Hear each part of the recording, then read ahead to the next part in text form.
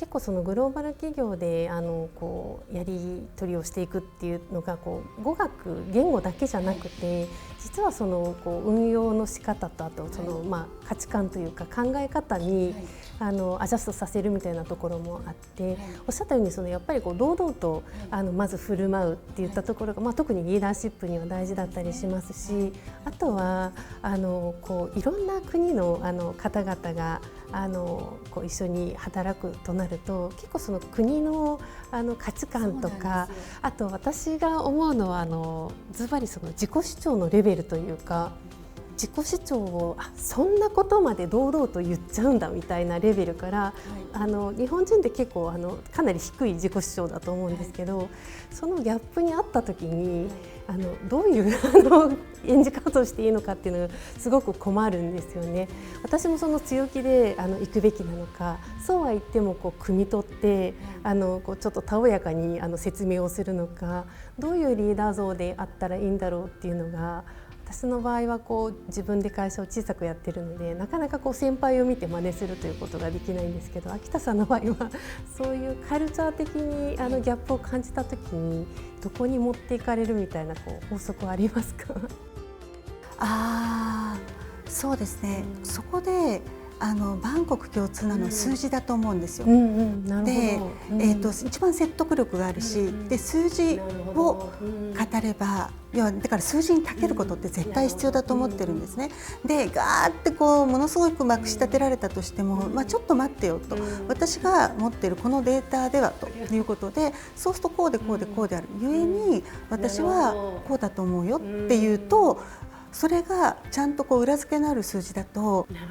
相手もうってなるわけですね。っていうところあると思います。それとですね、大変しばしばお国柄ってやっぱ皆さんあるなと思っていて、例えば同じ職場の中でも納期だったり、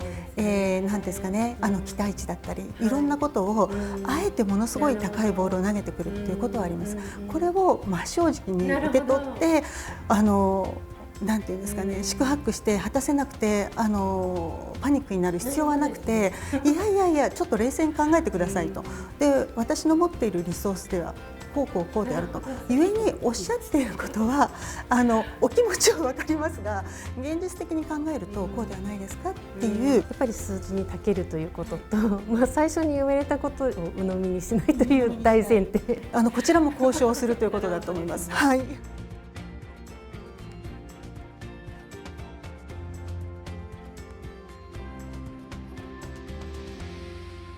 じゃあ次にぜひお伺いしたかったのが、こうグローバルの大きな企業の中でこうキャリアをこうアップされてきたっていうことがあると思うんですけど、その中で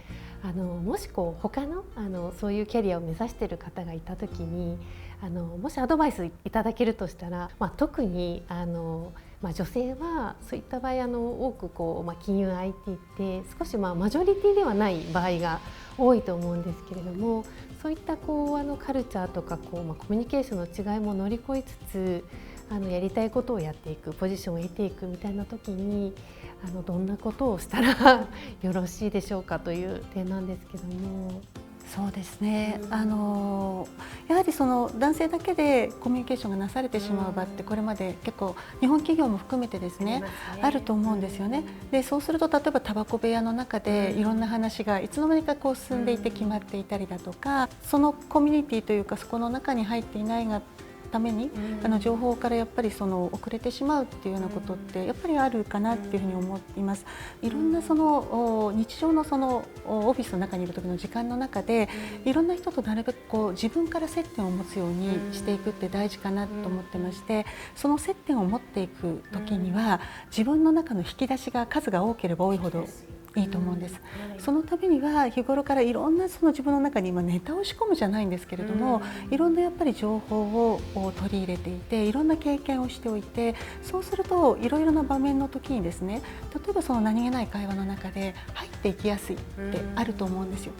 でもしくは日々のなんていうんですかね、いろんなニュースだったり、時事的なことからそうじゃない流行っている本だとか映画だとか、全部が全部取り入れるのは難しいですけれども、アンテナを広く張って自分が少しでも興味を持てるものを取り込んでおくと引き出しの数が増えていろんな人とより深く関わっていくことがしやすいかな、自分自身を振り返ってみると有効だったかなっていうふうに思います。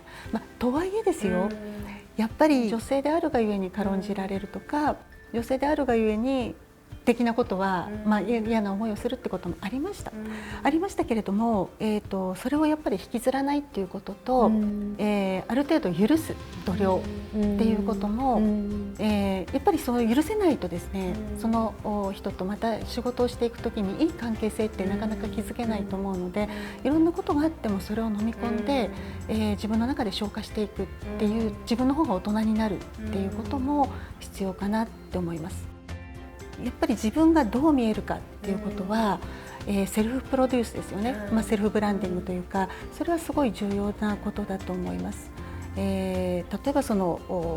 身につけているもの、それから話し方、あるいは立ち居振る舞いとか、いろんなものがやっぱり相手が自分に対してどういう印象を持つだろうか、自分はどう思われたいか、どういう人間でありたいかっていうことを少し先の自分を自分の中でイメージを持っていて、そこに向けていった時に自分はどう変えていったら自分が目指す